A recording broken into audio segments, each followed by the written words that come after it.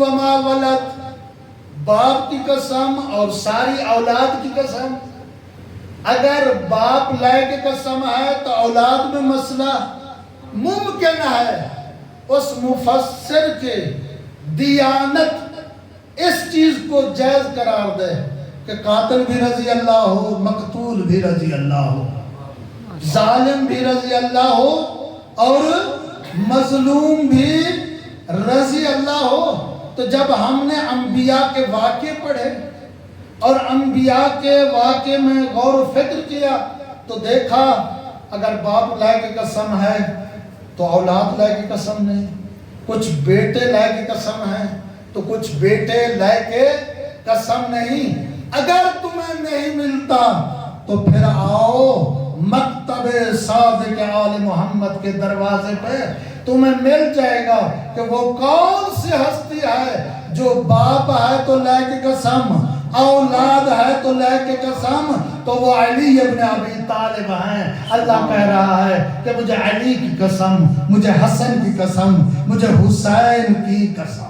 سبحان اللہ، سبحان اللہ، سبحان اللہ۔ تو دیکھیے یہ جو ماہ محرم ہے، ایام محرم ہے کہ پوری دنیا میں منایا جاتا ہے، تو دیکھیں ہم کس ہستی کا تذکرہ کرتے ہیں جس کا تذکرہ عبادت ہے، جس کا ذکر عبادت ہے، جس کی شان یہ ہے کہ اگر نبیوں کا سردار خطبہ دے رہے ہوں اور مسجد نبوی ہو، اصحاب پیغمبر موجود ہوں، تو میرے امام مسجد میں تشریف لے آئے تو حسین کو آتا ہی نبیوں کا سردار دیکھے، اگر حسین زمین پہ جھڑنے لگے تو نبیوں کا سردار خطبہ چھوڑ کے اصحاب میں سے کسی کو نہ کہیں، خود حسین کو اٹھا کر گود میں بٹھا کر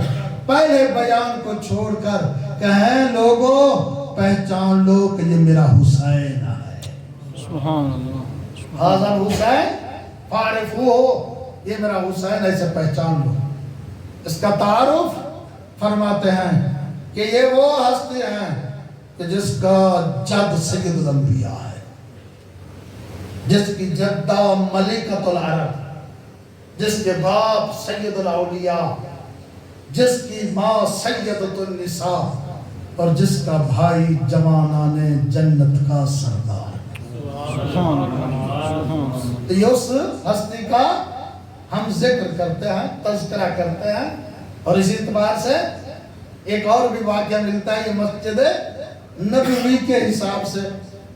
ایک شکاری نے ہرن کا بچہ شکار کر کے پیغمبر کی خدمت میں پیش کیا، کہ جب پیغمبر کی خدمت میں پیش کیا گیا تو اس وقت اتفاقاً امام حسن مجتبی موجود تھے، تو پیغمبر نے اس ہرنی کے بچے کو بطور تحفہ امام حسن کو دے دیا، اور امام حسن لے کر چلے گئے۔ کچھ لمحوں کے بعد، کچھ دیر کے بعد کون آئے؟ جو موسی علیہ السلام ہے، جو بقائے اسلام ہے، جو وارث انبیاء ہے، حسین ابن علی ہے، اور آتے ہی کہا کہ نانا جان مجھے بھی ہرنی کا بچہ تحفے میں چاہیے۔ تو نبی نے ارشاد فرمایا کہ بیٹے وہ آپ کا حصہ بھی ہے اور آپ کے بھائی کا بھی ہے۔ تو امام حسین علیہ السلام نے جواب دیا کہ نانا جان، بابا جان، جب آپ نے دیا تھا تو فقط حسن بھائی کو دیا تھا، میرا نام تو نہیں تھا، مجھے ہرنی کا بچہ تحفے میں چاہیے۔ تو کچھ ہی لمحات کے بعد دیکھا کہ ہرنی اپنے بچے کو لے کر دروازہ مسجد نبوی پہ پہنچ چکی ہے۔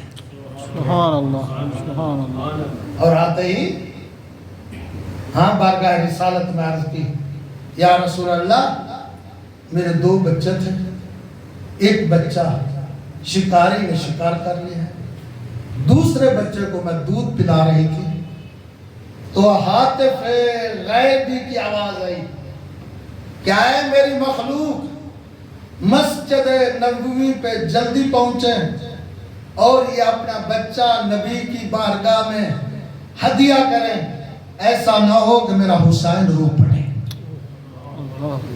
ایسا نہ ہو کہ یہ حسین رو پڑے۔ تو ہم اسی ہستی کا ہی تذکرہ کرتے ہیں اور پوری دنیا میں ہوتا ہے۔ بقول محسن ملت علامہ سے صفدر سے نجفی کے، تو وہ فرمایا کرتے تھے کائنات میں، دنیا میں کوئی ایسی جگہ نہیں جہاں پر علی اور حسین کا ذکر نہ ہوتا۔ سبحان اللہ، سبحان اللہ۔ کوئی ایسا مقام نہیں، جگہ نہیں کہ جہاں پر باپ اور بیٹے کا تذکرہ نہ ہوتا ہو، ذکر نہ ہوتا ہو۔ تو وہ فوراً فرمایا کرتے تھے ایک جگہ ایسی ہے جہاں پر ہمیں ویزا نہیں ملتا، وہاں پر ان ہستیوں کا تذکرہ نہیں ہوتا۔ تو کسی نے پوچھا تو انہوں نے جواب میں ارشاد فرمایا وہ جہنم ہی ہے جہاں پر ان پاک ہستیوں کا تذکرہ نہیں ہوتا۔ باقی دنیا کے ہر مقام پہ آل محمد کا تذکرہ اور ذکر ہوتا ہے۔ تو میں جناب کی خدمت میں عرض کر رہا تھا کہ اگر باپ ہے کی قسم تو علی ہے، اور اولاد ہے کی قسم تو یہ جوانان جنت کے سردار ہیں۔ ہاں دیکھیں عزیزان برادران، یقیناً ہم سب طالب علم ہیں اور ہمیں ان چیزوں سے استفادہ کرنا چاہیے کہ جو ہماری دنیا اور آخرت کے لیے نجات کا سبب ہیں۔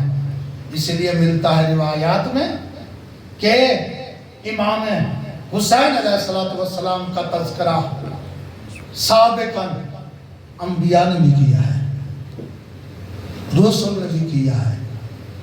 کربلا میں گزرتے ہوئے بڑی بڑی ہستیوں کا تذکرہ ملتا ہے۔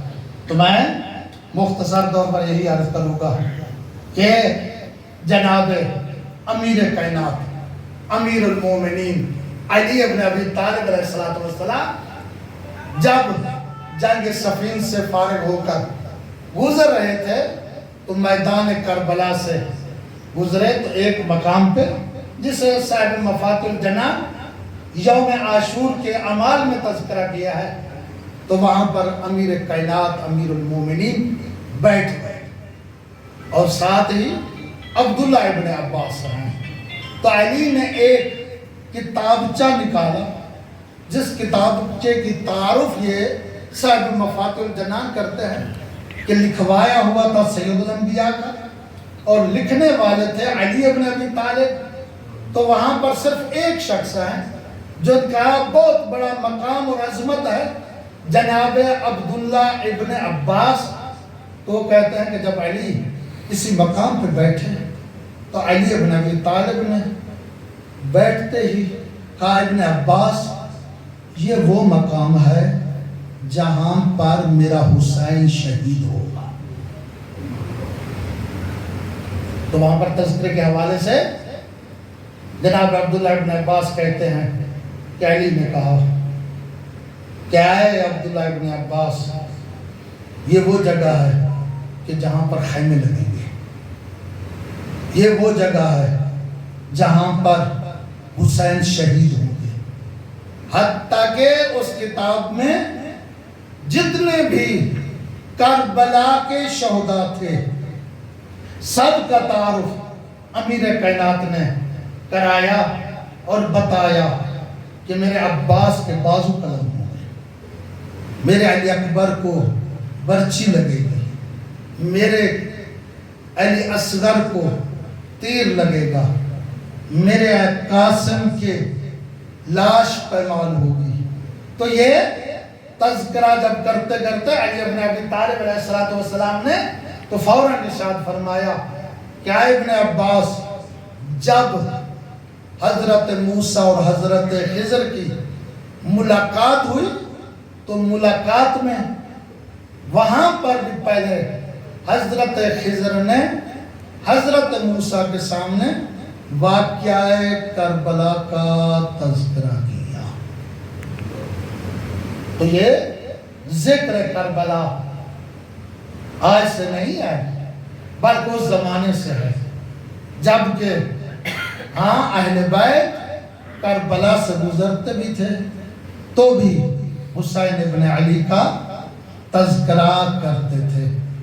کیونکہ میں اپنے وقت کے عنوان سے عرض کر رہا ہوں تو زیادہ دیر زحمت نہ دوں، وقت کے حساب سے اتنا ہی عرض کروں گا کہ وہ کس طرح عجیب منظر ہوگا کہ جب اہل بیت علیہ السلام کا مقدمہ پیش کریں گی. کون؟ جناب زہرا.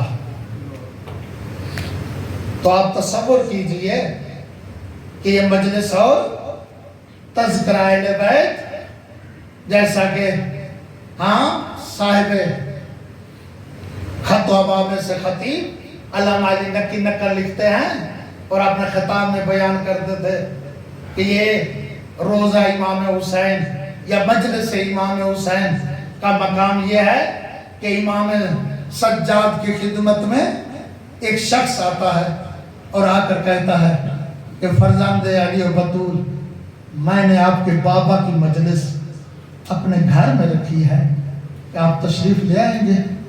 تو میرے امام نے ارشاد فرمایا بالکل میں ضرور تشریف لے آؤں گا.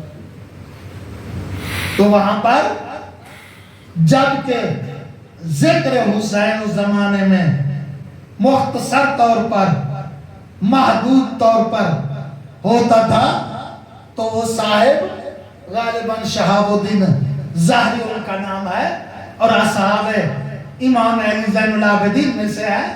انہوں نے پروگرام رکھا تھا تو جب امام کے لیے بلایا گیا تو امام تشریف لے آئے.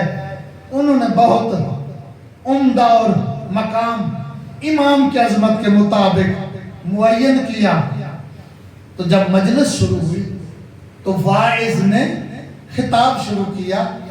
اتنا گریہ ہوا کہ جیسا کہ ہم بعض اوقات واعظین کہتے ہیں اور یہ ہمارا عقیدہ بھی ہے کہ جہاں پر مجلس مظلوم کربلا ہو تو مظلوم کی دکھیا ماں بھی آتی ہے، ارواح معصومین بھی آتی ہے. تو میں کتنے ہی آپ لوگ سن کر وہ تخیل کرتے ہیں، تصور کرتے ہیں کہ اس مجلس کی کتنی عظمت اور مقام ہے. تو جب خود صاحب عزا امام سجاد موجود تھے تو آپ تصور کیجئے کہ اس مجمع میں کس طرح گریہ ہوگا. جب واعظ نے مسائب پڑھا، نہیں معلوم جناب علی اکبر کی شہادت پڑھی، جناب قاسم کی شہادت پڑھی، واقعہ کربلا پڑھا، اتنا گریہ ہوا کسی کو پتہ نہیں چلا کہ کون کہاں بیٹھا ہے. جب مجلس ختم ہوئی تو دیکھا کیا امام سجاد آخر میں بیٹھے ہوئے ہیں. جب میرے امام آخر میں بیٹھے ہوئے تھے تو لوگ آئے اور بانی مجلس آئے، آ کر کہا کہ مولا آپ کے لیے وہ جگہ معین کی ہوئی تھی لیکن آپ یہاں بیٹھے ہوئے ہیں. تو اس وقت زہرا کے لال نے مظلوم کربلا کے بیٹے نے عظمت اور شان حسین سے واقف نے جواب دیا، اے ہمارے ماننے والوں، تم تو یہ ظاہری مجمع دیکھ رہے تھے، یہ میں دیکھ رہا تھا کہ اس مجلس میں کون کون آیا ہوا ہے.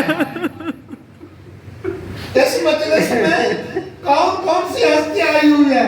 تو دیکھیں کہ کس قدر وہ یوم محشر ہوگا جب مخدومہ کونین آ کر بیان کرے گی کہ پروردگار ان لوگوں سے پوچھو میرے 72 جنازے ایک دن میں اٹھائے گئے، میرا اکبر شہید ہوا، میرا قاسم شہید ہوا. تو آئیے کہ جب مخدومہ بارگاہ رب العزت میں عرض کرے گی اس وقت خالق فرمائے گا کیا چاہتے ہو نبی کی بیٹی؟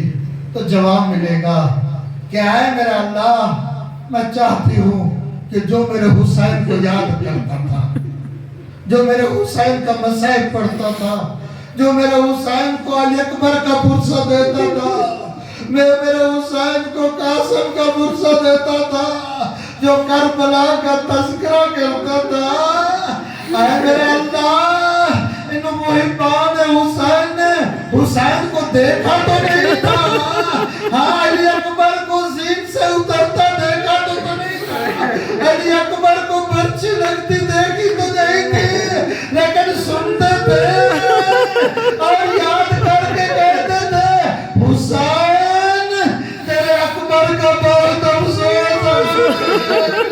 اللہ لعنت اللہ علی القوم الظالم۔